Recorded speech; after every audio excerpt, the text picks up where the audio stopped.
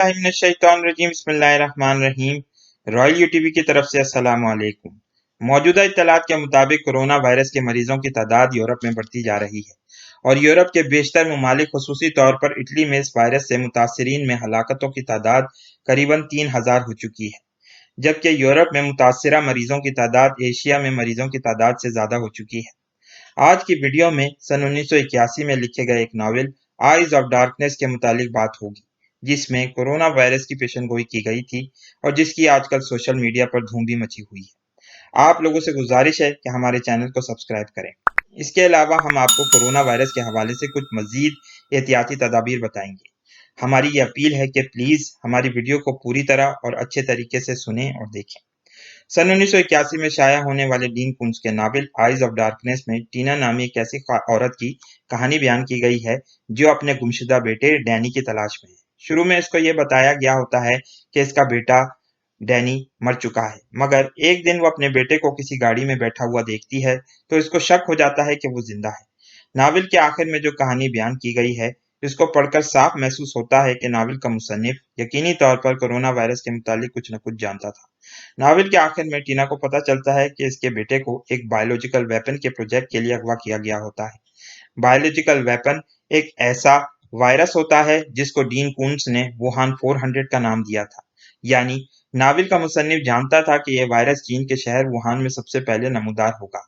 Novel में बताया गया है कि वुहान 400 नामी वायरस को किसी जमाने में चीनी साइंसदानों ने तख्लीक किया था ताकि इसका इस्तेमाल चीन में कैद सियासी कैदियों पर किया जा सके। इस वायरस से इन कैदियों की फौरन मौत वाक़ई हो जाती थी।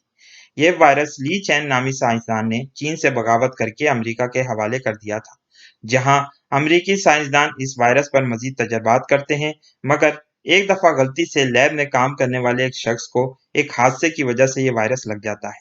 ये देखकर वो घबरा कर लैब से फरार हो जाता है, क्योंकि अगर वो लैब में रहकर अलार्म बजा देता तो लैब की सिक्योरिटी इसको कैद करके बाद में कत्ल कर देती।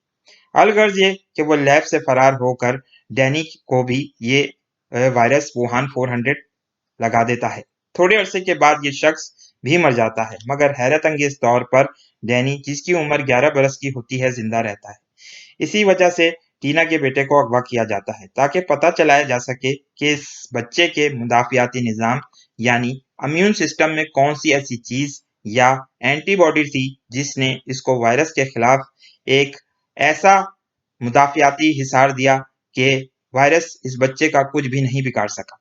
हैरत अंगेज तौर पर यह बात कही जा रही है कि कोरोना वायरस से मुतासरा बच्चों की तादाद ज्यादा नहीं, और अगर बच्चे मुतासर भी हो रहे हों तो वो बहुत जल्द सेहतियाब हो रहे हैं।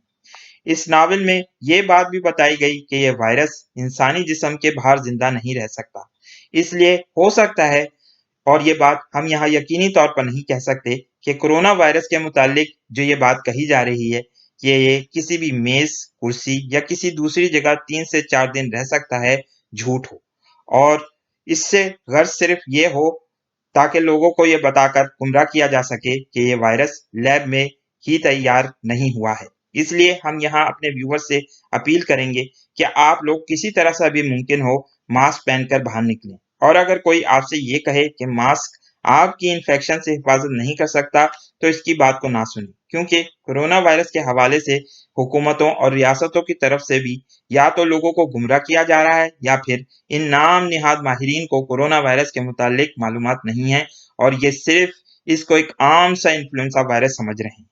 हम अपनी वीडियोस में बारहा कह चुके हैं कि ये वायरस एक बायोलॉजिकल वेपन के तौर पर तैयार किया गया है ताकि ज्यादा से ज्यादा लोगों की हलाकतें।